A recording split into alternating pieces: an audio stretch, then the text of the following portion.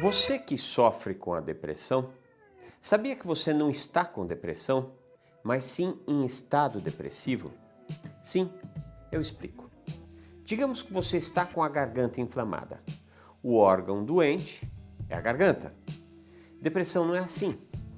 Embora há consenso de que ela causa desequilíbrios neuroquímicos, especialmente em relação aos neurotransmissores, ainda assim não se pode afirmar que, estabelecendo esse desequilíbrio, o problema está resolvido. Ou seja, a depressão é um estado psíquico. Enxergar a doença por esse prisma muda completamente o cenário. Em primeiro lugar, é importantíssimo que a pessoa que passa pelo estado depressivo não tome posse da depressão. Nunca diga a minha depressão, pois pensar dessa forma é dizer que você e a depressão são unha e carne. Assim, eu te faço um convite. Aceite-se como uma criatura que está passando por um estado depressivo. E se você está passando ou conhece alguém que está, é preciso agir. Em primeiro lugar, é importante diferenciar a tristeza da depressão.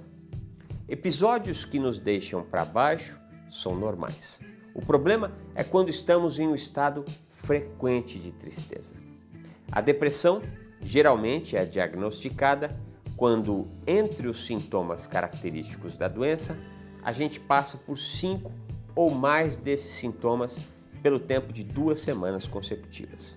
Os sintomas mais comuns são tristeza na maior parte do dia, especialmente no período da manhã, perda de interesse pelas atividades do dia a dia, alterações no apetite que geram perda ou aumento repentino do peso, insônia ou sono excessivo, agitação, fadiga ou falta de energia, sentimentos de inutilidade ou culpa, incapacidade de concentrar-se e de tomar decisões e pensamentos recorrentes sobre morte ou suicídio.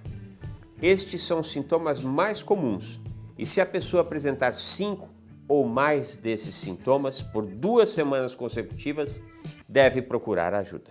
A primeira coisa a se fazer é afastar a possibilidade de que os fatores que estão deixando a pessoa depressiva não são de ordem psíquica.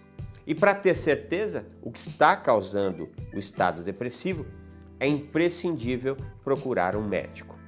Agora, se as causas forem psíquicas, além de ajuda médica e muitas vezes com introdução de medicamentos, o depressivo vai precisar de ajuda terapêutica especializada. As causas psíquicas são muitas. O bullying ou a chantagem emocional, tem também as doenças graves ou crônicas que empurram a pessoa para a depressão.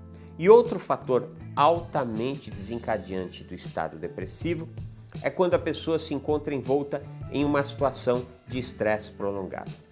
Discussões frequentes no trabalho ou em casa também podem levar ao estado depressivo, fazendo com que a pessoa passe a duvidar de si mesma e das suas capacidades de encontrar o colorido da vida.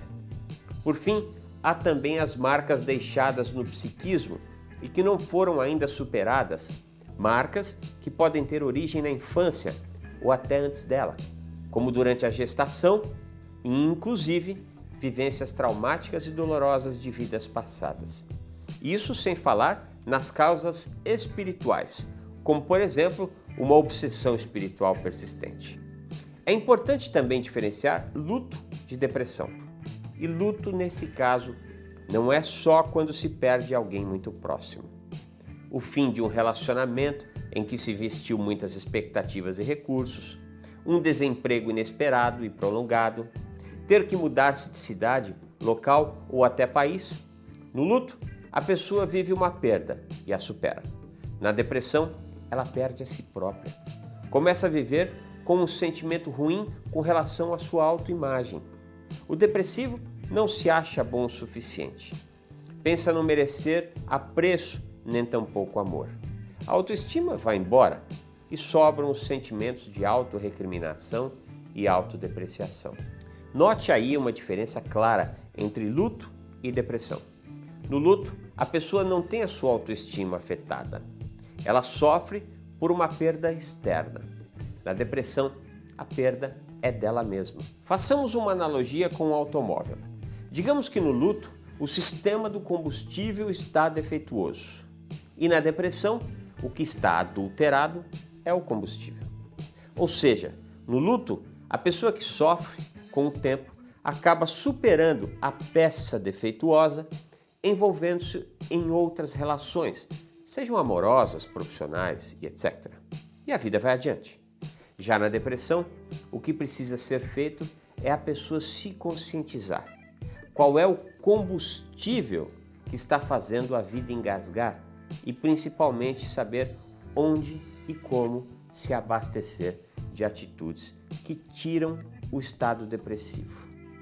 Na InMovement, através da fala, o paciente vai colocando para fora as amarras psíquicas que muitas vezes estão arraigadas no inconsciente.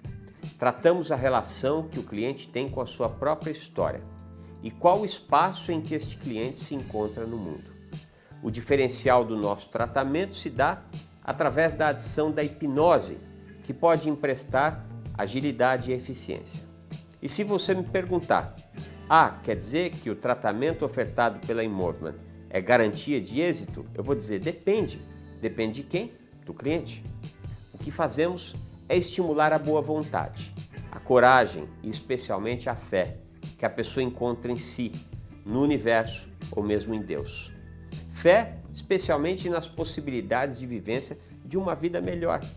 E aqui, quando falamos de fé, não estamos falando de religião. Espiritualidade para a gente é estado de espírito.